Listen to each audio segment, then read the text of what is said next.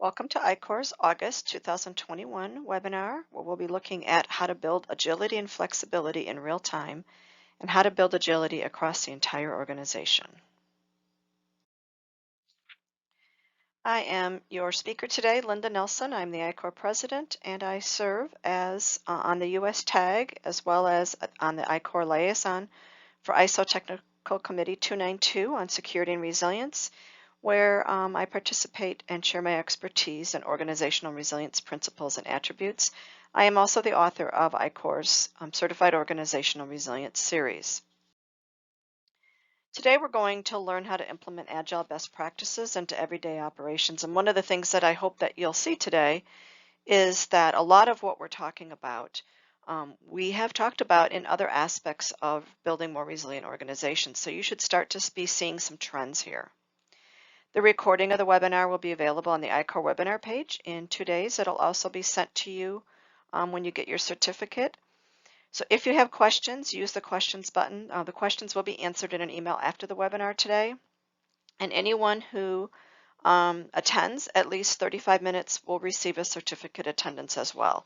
The other thing to note is that all of the references that we use here will be included in that email as well, so that you can do additional reading if you would like. I always like to start with some definitions, and some of these definitions should start to look familiar to you. So this is an interesting one that I like. Just agility as a noun, to be quick and nimble, the ability to move quickly and easily, the ability to think, understand, and act quickly. It can also be described as a state of constant flux, evolution, innovation, improvement, and reinvention. Those are some of the words I really like. The capability to swiftly address challenges, to explore and change direction, to take advantage of the unforeseen. These are some really nice definitions. In addition, just some more descriptions of how Talent Lift has defined an agile organization. They call it a term applied to organizations that are quick in responding to changes, like we've just said, where an organization that's focused on its customers' needs, which call for customized rather than perhaps more standardized offerings. Highly agile organizations use advanced processes, tools, training, which help them to enable successful reactions to the emergence of new competitors, rapid advancements in technology, and sudden shifts in overall market conditions. And one of the things that you've heard me talk about before is that it's much easier to be agile and adaptive when you're in a non-hierarchical or less hierarchical environment. So we often talk about being as flat as you can in your organization. Forbes takes a look at defining what they're saying organizational agility. And here is where I think you'll see some interesting concepts. Number one, we've always talked about organizational resilience. And one of the capabilities of resilient organizations is to be agile and adaptive, as well as to be flexible. And so Forbes is actually using the term organizational agility.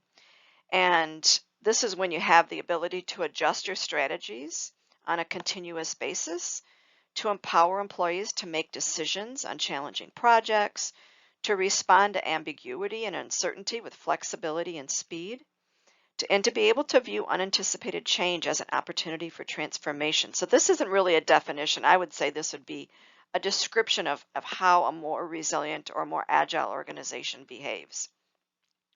When they look at this, they look at 3 facets of culture that you need to have in place in order for your organization to be more agile.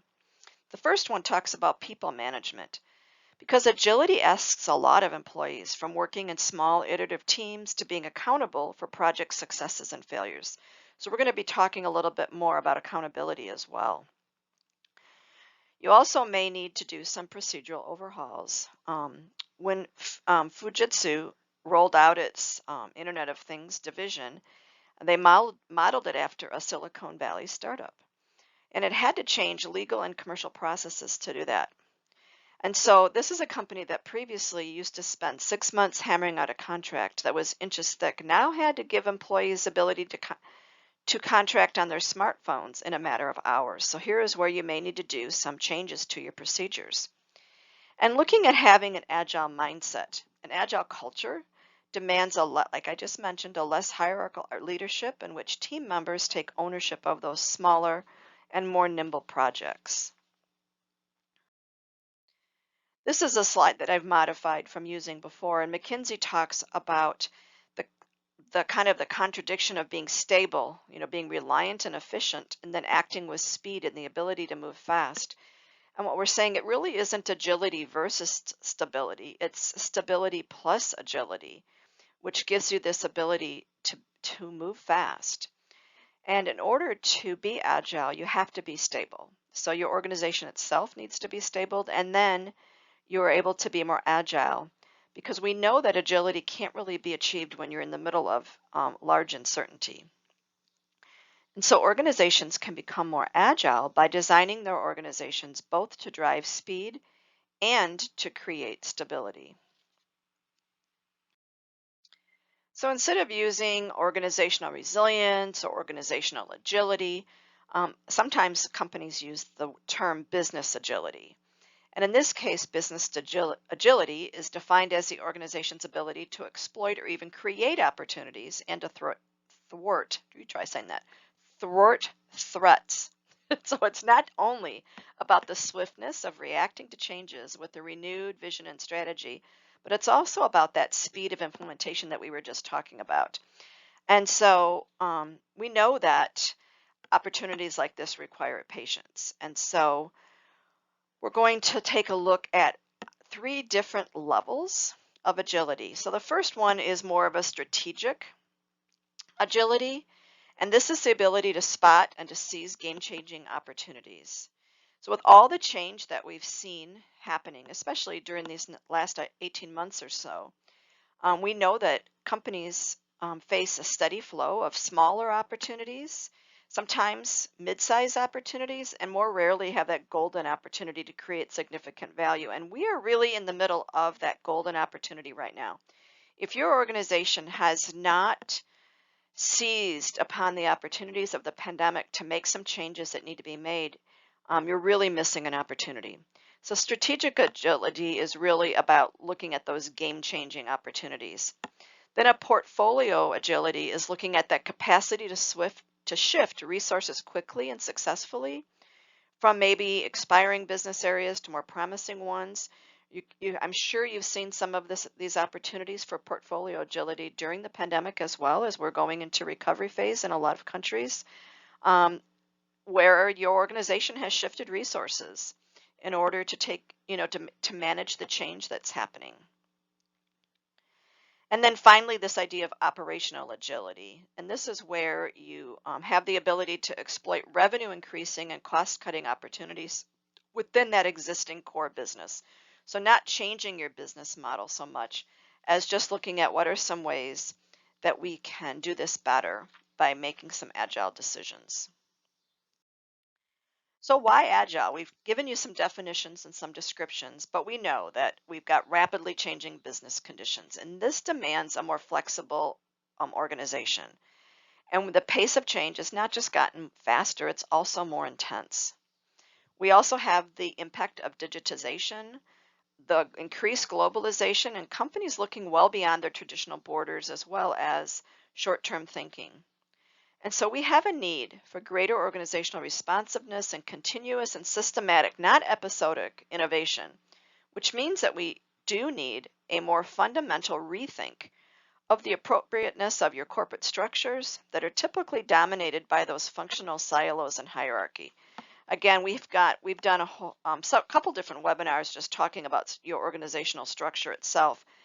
So if you haven't seen those, go back and look at those recordings, both on our YouTube as well as our webinar page. So does agility matter? We know that this word, agility and resilience, is on everyone's lips. If you do an online search for agile transformation, you should yield more than 100 million hits. I mean, it is out there. And so if pursuing agility yields benefits, what is that actual recipe for success? So we're going to talk about some of the things that you can practically implement. So at the HR executive I kind of liked this part where they talked about the 3 A's of agility, and you'll see different words for this as well as like, sensing and forecasting and this, but just anticipating. So the A's of agility starts with A, to anticipate. Ensure that change is viewed as not only expected and manageable, but an opportunity to disrupt both within the organization and the industry. You can be a disruptor in your industry by anticipating change. Disruption means you're going to induce change more regularly. And so you know that a workforce deals with change better when it happens often. And so having people who are good at managing change is going to be important for you. The second A is adapt, and we've talked about being agile and adaptive, and the need to break down those rigid silos and hierarchies that inhibit teamwork, and purposely then install a collaborative spirit in your workforce. As an organization moves much more quickly when it leverages the collective wisdom of its workforce. We know that. So, and you need to create a learning culture in which employees can easily and freely create and share their knowledge and recognize and reward them for doing so.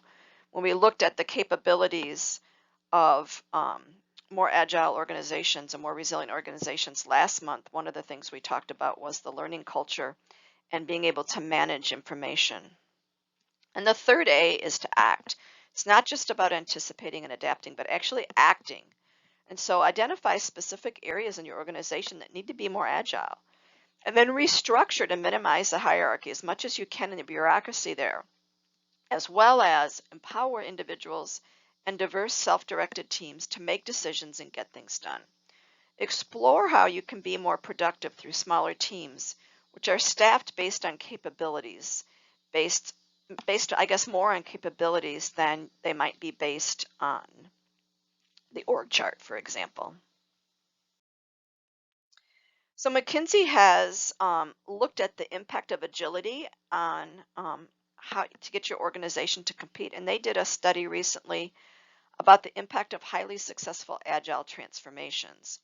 And so they looked at how does that impact performance, and where does it look at that impact, or where is that impact achieved in those different dimensions. So the first one that they saw was a 30% increase in customer satisfaction, and they did this by creating teams with end-to-end customer missions. And this is this idea of customer centricity, where you put your customer first. And this is versus 5 to 10% of a scoring for less successful transformations. Operational performance also increased by 30%. They saw an improvement in selected processes by removing handovers and driving that continuous improvement, again versus that 5 to 10% in less successful transformations. When we're looking at how fast you are operating, or that speed, organizations that have been highly successful in their agile transformations have been 5 to 10 times speedier. I'll just use that word. And this is an increase both in speed and in driving change in decision making, because they have simplified that operating model. So versus 2 times the speed in less successful agile transformation. So we're still really comparing companies that are trying to make agile transformations, not the ones that aren't even trying. We're just comparing the ones that have been more successful than ones that have been less successful. When we're looking at innovation, this is the #1 ranking driving among the peers. So this is the #1 thing, where there's no ranking for less successful transformation.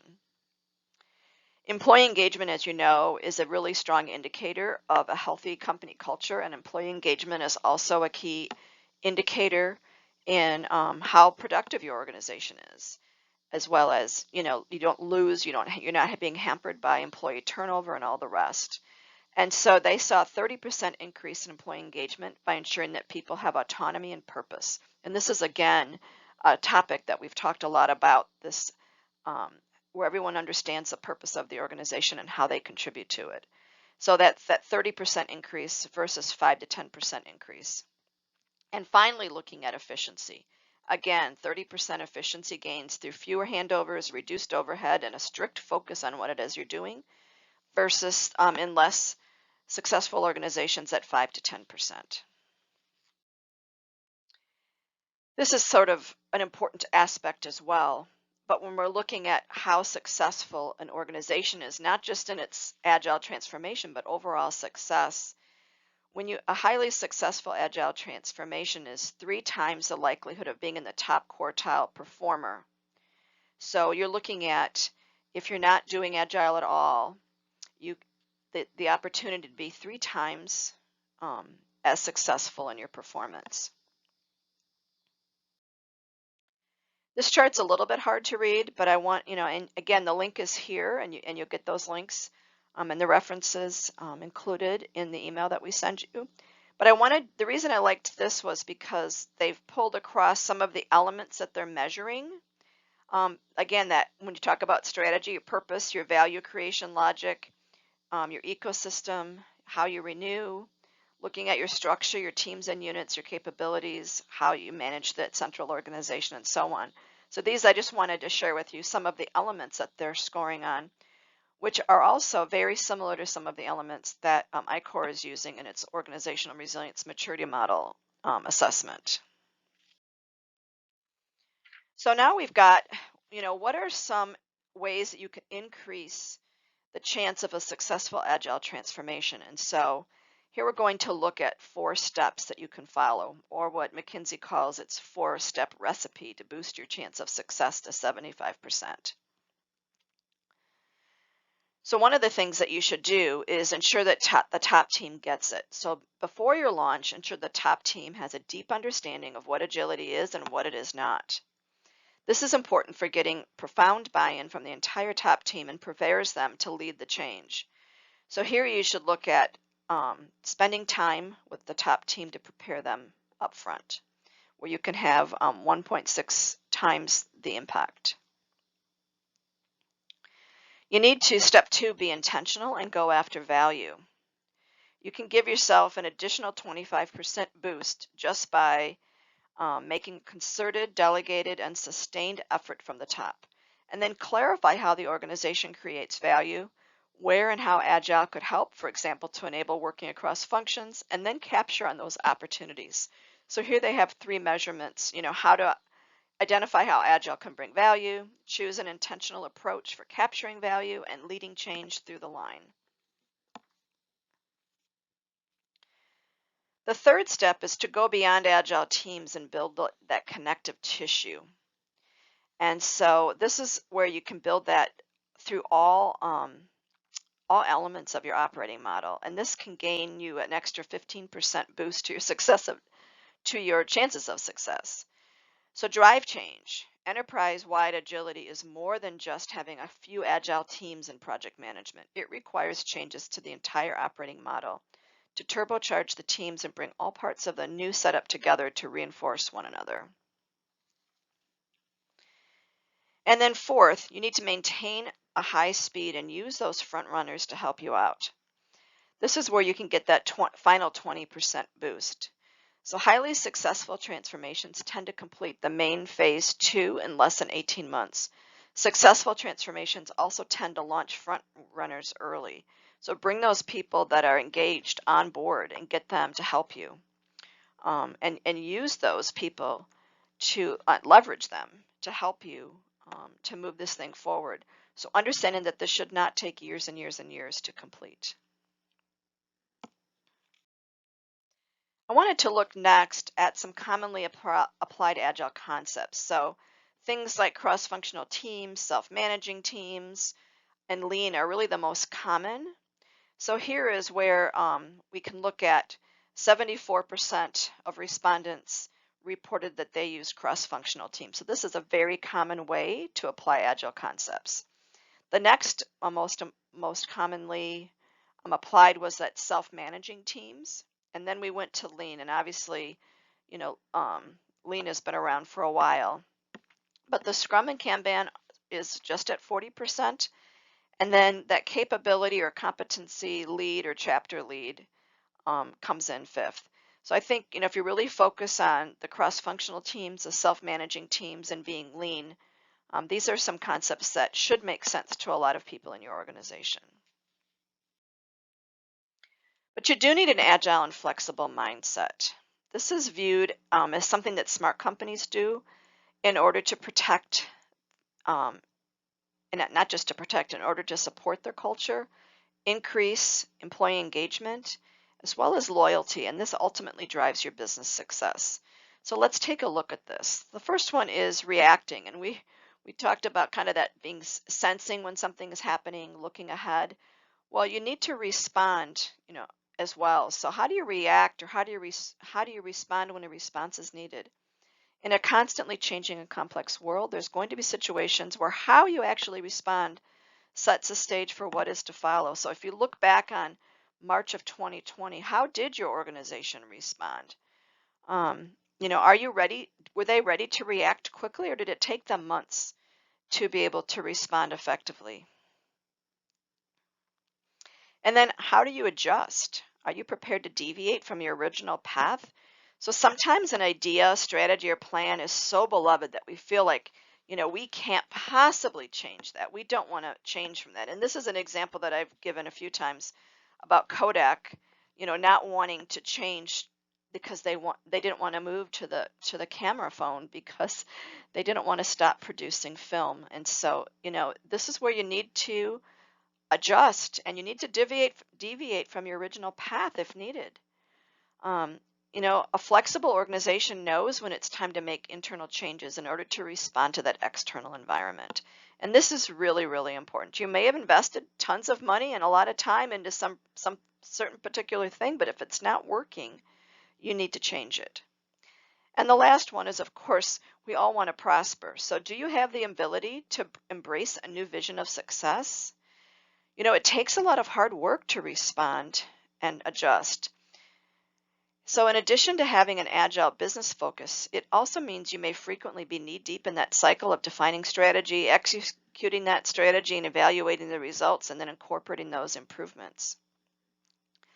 But you need to look for what that sweet spot is, for where you can, that intersection of reaction and adjustment, where you might find an opportunity for innovation.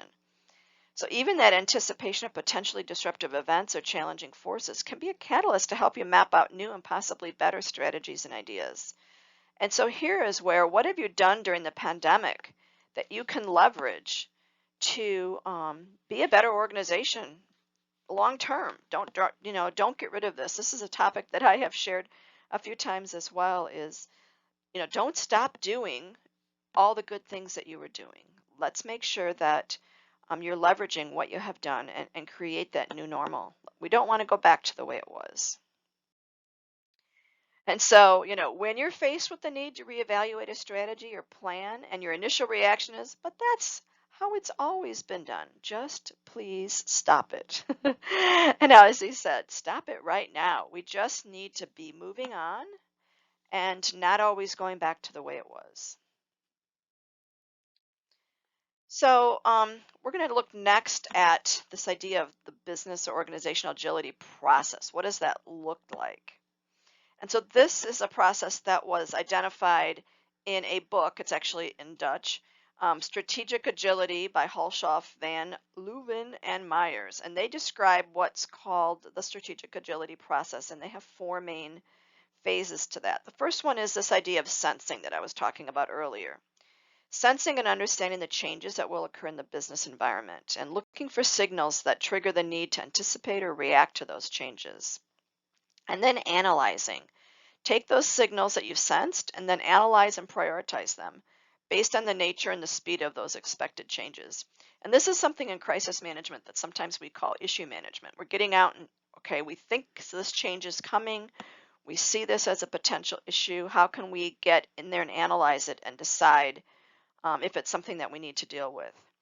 So these two things, the sensing and analyzing, are considered enablers of your strategic agility that we talked about earlier. Then when we're looking at mobilizing, you need to mobilize your resources to contribute to those targeted changes. So once you see those signals and they're considered real triggers, then you need to really look at how are we going to mobilize our resources, the human, material, and financial resources, to contribute to whatever those targeted changes are. So maybe you need to change a product or service or a process, or maybe you need to adopt a new system. And then operationalizing it means to optimize what's already been put in place. So let's, look at improvement in growth and efficiency and financial management. And these two things are really the enablers of that operational agility.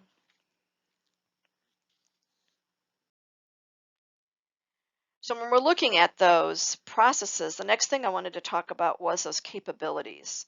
And so these are 5 capabilities that you should foster. So this idea of sensing and anticipation. So while strategy, definition, and adaptation are supposed to be owned by top management, anyone in an organization should be welcome to signal potential drivers of change in the business environment. And this is really helpful if you have a flatter organization. You also need to look at your responsiveness because being responsive is a capability that's going to help you be more agile. So you need to be able to develop new products and services fast, though it should acquire new knowledge and new skills quickly as well. So looking at how can you be more responsive. Thirdly, we need to have empowered and I would say engaged employees because the more empowered your people are, the easier it will be to mobilize your resources towards whatever aim direction you're going. You need to integrate your processes, both internal and external. I'm just going to simply say you need to eliminate silos.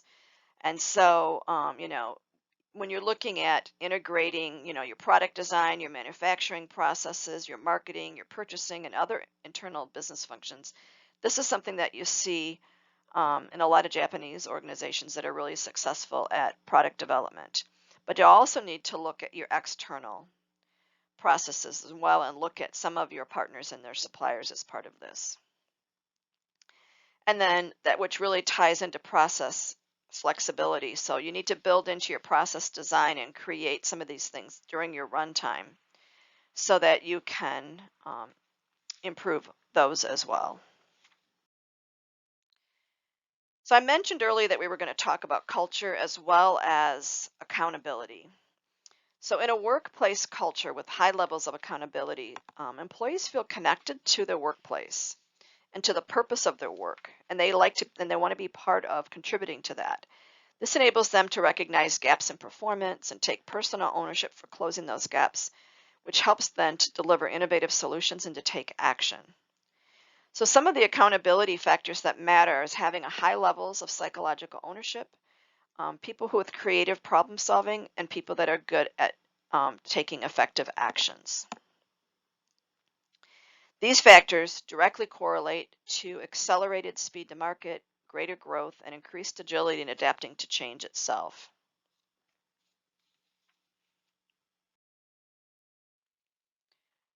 So how do you do this? Well, the first thing you should do is kickstart this agility with some results planning. In order to take accountability, employees must know exactly what it is they're being held accountable for. So looking at your key results, because these are the benchmarks for which all employees must be held accountable regardless of their specific job title or role. So this is where we go back to the purpose of the organization, and we need to make sure that everybody understands the purpose of the organization and how they contribute to it.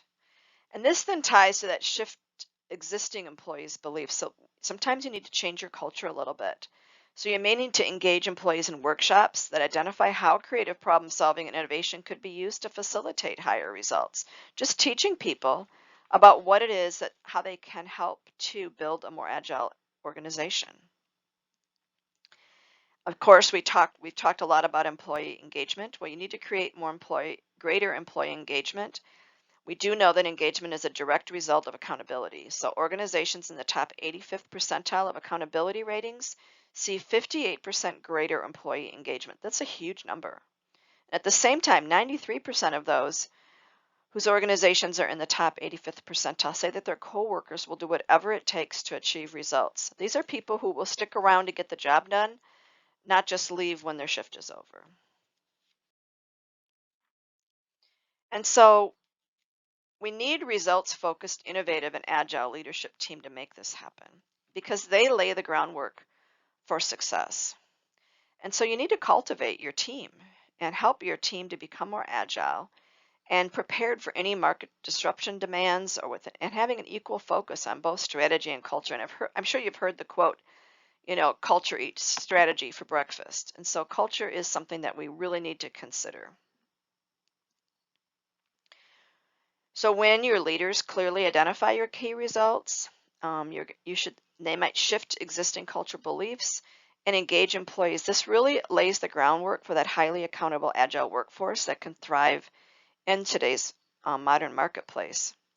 Accountable employees come together to form innovative, high-performing teams that deliver on their promises. Remember, accountable means that people are really engaged and they want to fulfill what it is that they need to get done. And these teams consistently succeed because they've been able to identify problems early, they take psychological ownership of these problems, and then they collaborate to develop creative solutions and help achieve those desired results. So let's look next at kind of what's called the 3 pillars of organizational agility. And I think this might be a bit narrow, but I think it's worth talking about. Remote working, we've all done it. We've all seen it. It's not going away. We just need to say yes to remote working and figure out how it works best for you. So you need to create a virtual environment that facilitates employees to discuss, brainstorm, and collaborate within their teams and across teams.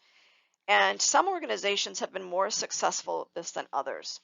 I've talked to a lot of people who are saying, you know, when I'm working on my own, I want to work remotely. When I'm working in a team, I want to be back at the office. And so this is kind of a symptom that remote work communications are not working as well as they should. And so just think if you can have your teams distributed across geographies without having to have people travel. And so we really need to make sure that you don't have a communications gap and that if you're going to do remote working for all of your teamwork, then we need to make sure that there's good communications in place and you've got some kind of a collaborative hub. We've talked about the importance of culture. So here is where this idea of giving your employees the freedom to choose how, where, and when they want to work, and more focus on the quality of the work. And here is where, if you have remote workers, where they have been really successful in producing more when they have been able to work at their own schedule versus kind of punching that time clock. We know that teams need to meet at certain times, and this doesn't always work. But this idea of giving your employees some freedom is really scary to a lot of people. And even before the pandemic, 65% of office workers said back in 2019 that they'd be more productive working outside their traditional work environment. So now we've seen the evidence of that. And so we want people to, you want to have a company that has a more flexible culture, which will also help to drive people to want to work for you and stay at your company. But some of this requires investment in technology. There might be many of you who worked for companies where your VPN just didn't support the numbers of people trying to access it early on, and all that had to be adjusted. So you need to seamlessly integrate technology within the system to make sure that every stakeholder is equipped to respond and adapt faster to what's happening around them so that we're not being held back by technology. So let's look at that mindset again, that agile and flexible mindset. So here is where we're very reliant on human resources. And CIO.com really talks about how to reshape your organization to be more agile. And what they mean it starts with your people. So you need to recruit a flexible and dynamic team. So you need to seek talent that's creative, collaborative, and curious. And one of our webinars this year, we talked about just HR and the purpose of who you should recruit and looking at what sorts of attributes they have besides the knowledge that they bring to the table.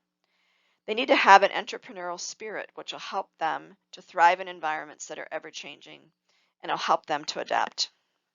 We've talked about structure. So you need to have a structure that removes layers of complexity that slow down the business, get rid of that bureaucracy, and empower employees at all levels to make informed decisions. And of course, process. Establish scalable systems to drive visibility and information sharing. Information sharing is huge. And this ties back to your structure and the type of people that you hire. So put core processes in place that support the free flow of information, collaboration, and accountability. And this will help you with your virtual teams as well. And this will help you with quick decision making. Also establish scalable systems that'll promote transparency from top to bottom. Because as your business changes, so do your processes. And these systems themselves will also promote teamwork as well as learning and development. So looking at business agility and process flexibility, we know that they go hand in hand, they're inseparable, and that any change in a product or service is going to probably trigger changes in many of the business processes. So try to anticipate these process changes and identify which business processes are going to be most subject to change. And then identify which business processes have the largest impact on your organization's business agility.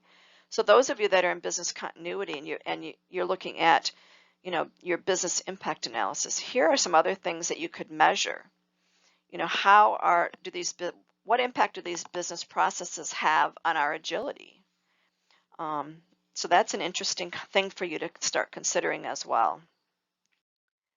But in order to achieve higher or greater agility, there's a lot of things that need to happen. And so the Project Management Institute has put together a really decent paper on achieving greater agility and the essential influence of the C-suite.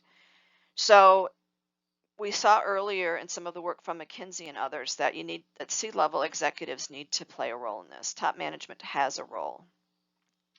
They play a key role in evangelizing the agility, just the agility itself, and communicating its business value throughout the organization. And so the importance that they have on focusing on deliverables such as revenue growth and speed to market and customer satisfaction is part of that. You need to recognize that all project management methodologies, whether they're predictive or agile or hybrid or whatever it is that you're using, can support agility and the organization's need to produce better results faster. We need to equip our employees with capabilities to quickly adopt and implement new strategies through training, education, and technology tools. And you really need to fully utilize your project management office to shape and influence an agile-friendly culture. Hold up the PMO as a beacon for other operational and functional areas that would be impacted by the new approaches to managing projects. And of course, you also need to address cultural factors to enable greater agility and help to drive strategic initiatives to successful realization. And so key pillars for that we looked at already, that people management, the procedural overhaul, and that new mindset. So in this paper by the Project Management Institute, they found that 50% of the respondents to their survey consider culture to be one of the biggest hurdles to adapting to higher levels of agility. So here we're back to talking about culture again. It seems that culture is something that we're bringing up all the time. So I just pulled out a couple quotes from that paper. So from Bosch, their corporate project leader for Agile transformation, says that for us, agility is adaptability, being flexible, reacting to what is happening, learning, and then adjusting. From the Volvo Car Company, they said that right now we are informing people about what the best practices are for agility, what agility actually looks like, and why we should become more agile. So they're just starting out on this path and selling it to their people. With Fujitsu, he says he's a corporate executive officer, and he says that in the old world, it would have probably taken 18 months to 2 years to develop all the technology. Now we're talking about weeks rather than quarters or years, so looking at that speed of change. And again from Fujitsu, saying the CEO of every established company anywhere in the world wakes up in the morning worrying about who's going to disrupt his or her whole business. So this is something that we're worrying about. And so having a culture that supports being agile is a key factor for that. So we know that culture is the key that unlocks that agility's value. So what are the capabilities needed to be more agile? The first thing is you need to leverage technology to be more efficient. And when they did a study, they were asked, the core component of strategy for less than half the companies. And so here what we're saying is that the remaining companies didn't have any of these capabilities. And so this is for the ones that actually have some of the capabilities. 41% of them are leveraging technology. 40% are sensing and proactively responding to customer needs. 39% are leveraging skills and talent to allow them to be more efficient. 35% of them are sensing and rapidly responding to interesting industry trends. 35% are heavily relying on data to drive business decisions. And this is something I've talked a lot about, is making sure that you're using data to make your decisions. And then 33% use adaptive approaches to executing their strategy. And 29%, which is a very small number, are leveraging their project management office to be more agile.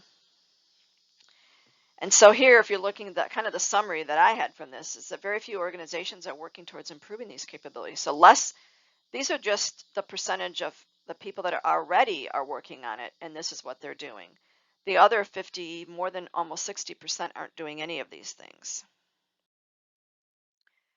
I always like to include some kind of a case study, and so the one that I liked the best that we haven't shared before was about Walmart and how Walmart learned to love agility. And transitioning is never easy. So what they put in place was what they call Walmart Pay, their touch-free payment system. And they ironically launched this right before the pandemic, and it became something that became important to be used as a kind of a touch-free system where you weren't interacting with as many people. And so, their senior director of innovation says the culture is definitely the biggest aspect of making an environment more agile or flexible. So Walmart rolled out its in-house mobile payment service, like I said, Walmart Pay, across 4,600 stores in just 2 months. It's a feat of both agile software development as well as deployment. Within months of its launch, Walmart Pay ranked as its third most used mobile wallet after Samsung Pay and Apple Pay, according to payments.com. So some of the things that they learned, how did they make it work? And think big, start small, and be patient. They really said start small. So rather than overhaul decades of traditional methodologies and structure, the company itself adopted a gradual and piecemeal approach to introducing flexibility. This was before they launched things. So they started looking how to be agile as an organization before they launched this. Because they know that people are resistant to any kind of major change when you start. But once you create pockets of that culture and people see the difference in what you're able to deliver in a small period of time, then they want to be part of that change. And so this is where you just start small and you need to be patient. And then teach your leaders. The learning curve for agility can be just as steep for leaders as it is for middle management and frontline employees. So remember that a pivot in mindset is going to be critical to success. So Walmart focused on helping its leaders change the way that they work and really enabled their teams as opposed to managing their teams. So giving their teams responsibilities and accountabilities. For some, this meant they had to let go of the reins and focus instead of helping their teams learn how to self-organize and adapt to different types of agile approaches. So this is about leading versus managing. They also talked about the importance of setting expectations. If they can't live up to them if they don't know what's been set. And so training or education may not fully prepare employees for the organizational complexities of an agile organization or an agile environment, but that shouldn't stop leaders from setting expectations and anticipating some attrition. So one of the things that they said was that they're always very clear about the expectations for people to move into this new way of working. And they recognize that some people decide to opt out, and that's fine. They lost some people. But that's always good because they need to go where they feel that they can bring the most value. And so making sure that that was in alignment was really important for them. And then invest in training. Agility requires investing in training and development to teach employees how to work differently.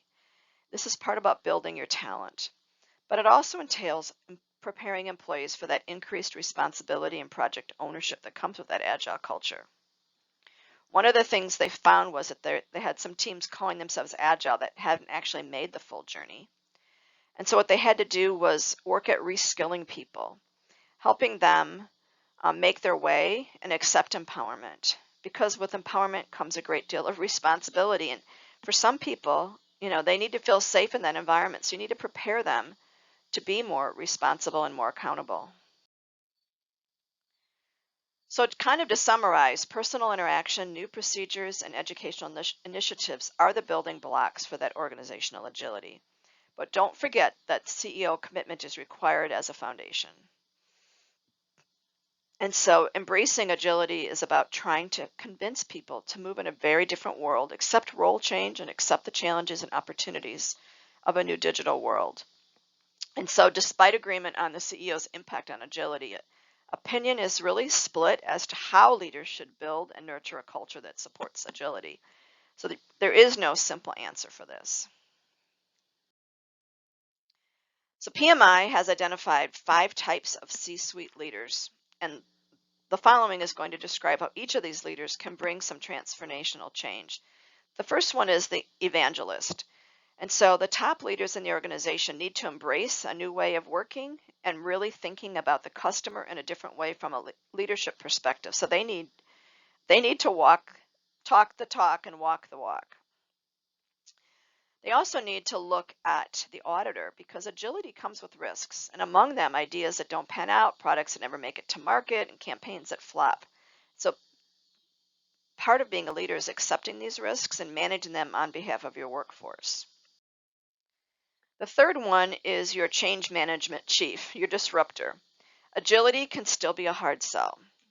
So leaders with strong change management capabilities really can help to encourage employees to embrace agility as an opportunity for innovation rather than worrying about the risk. And just remember that if you can't change the people, you're going to have to change the people. So if you don't have the right people to manage this change, you're going to have to get people who can. Back to that HR function. And just like being the evangelist, you also need to be that role model. So agility by example is that rally cry of leaders. So they need to demonstrate their own ability to be flexible, learn from their mistakes, and tackle risk head on. So we not only talk about what should be changed in the organization, but how leaders can start that change by themselves. And then finally, that PMO, the Project Management Office Promoter. We talked about that earlier where the Project Management Office is underutilized. And so, a lot of times they say that their CEO is responsible for keeping their company agile. But it's something that you need to remember is that you've got a project management office. Use them.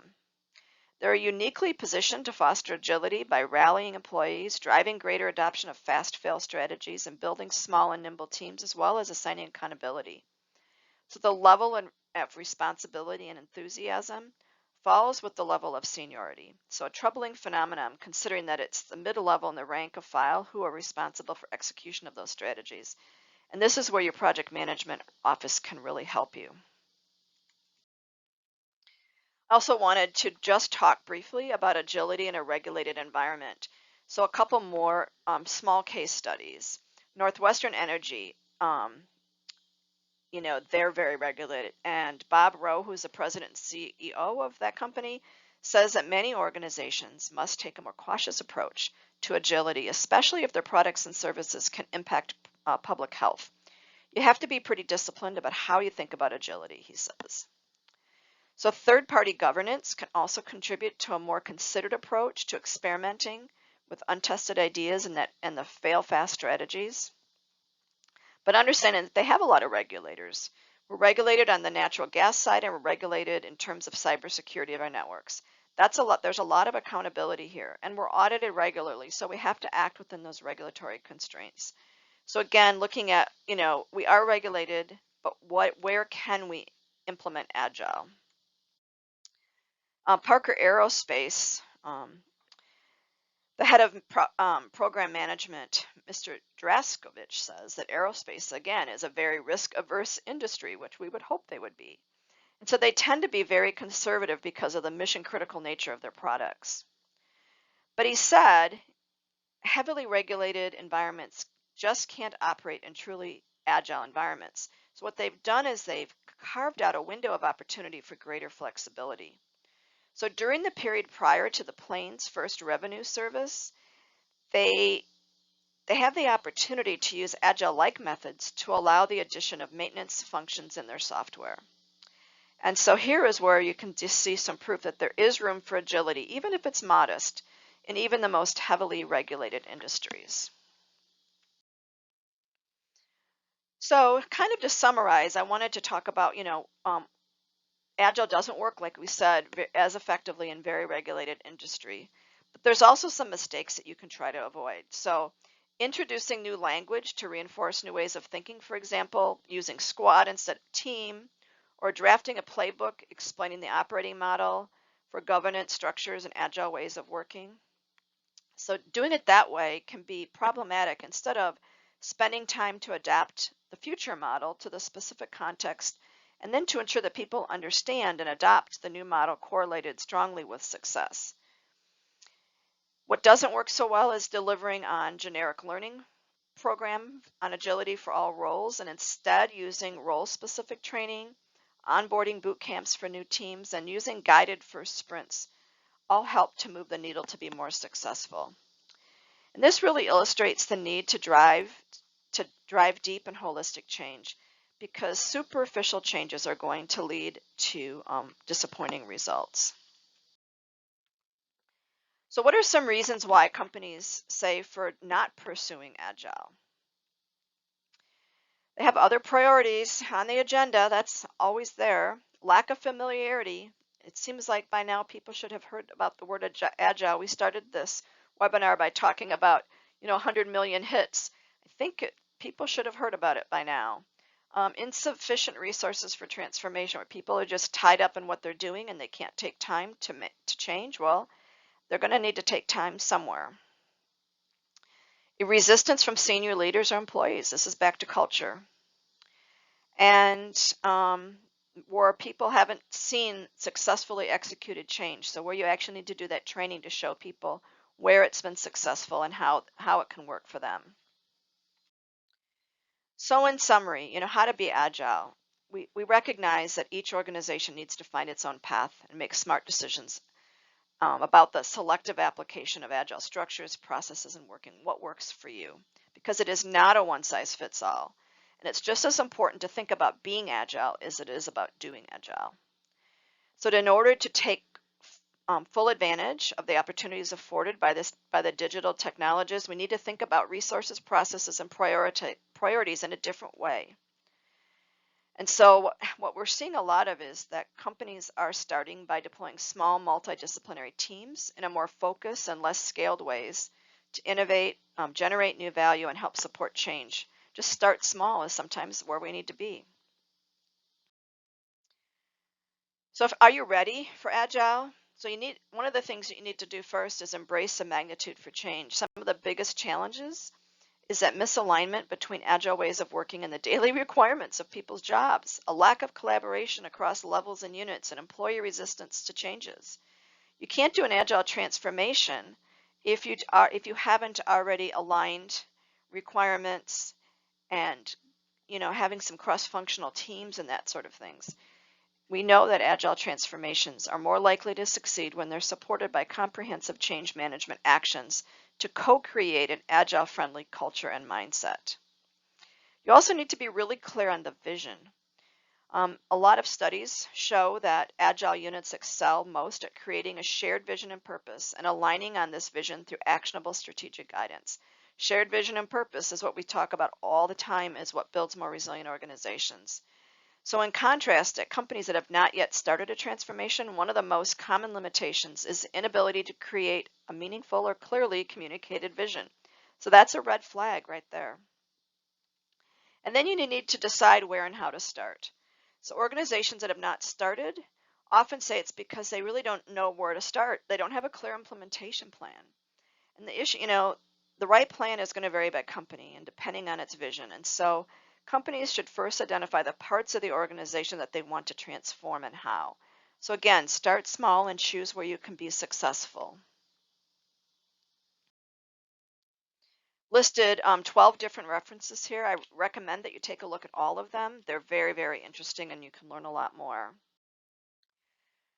Next month, we have a guest speaker on the 22nd. from C4CS. They'll be talking about effective scenario-based crisis communication training. And then the ICOR webinar will be moved to September 29th, where we'll talk about the impact of individual purpose. In October, we'll talk about risk culture and more operational resilience side. On November, we'll talk more about risk to global value change. And we're going to close up the year with kind of summarizing how culture shapes behavior. Just wanted to remind you that we do have our organizational resilience capability assessment that's now online and ready for you to purchase and start implementing, where you can measure your organization's resilience and you can gain recognition based on your scores. You can be recognized for merit with 1 star, for leadership with 2 stars, and for excellence with 3 stars. As always, take a look at our correspondence network or newsletter. Join our network. Follow us on Facebook and LinkedIn. And so far, Twitter is pretty lame. I'll just say that. But we do have our webinars posted on YouTube, and feel free to contact us. Thank you for attending today's webinar, and we hope to see you next month.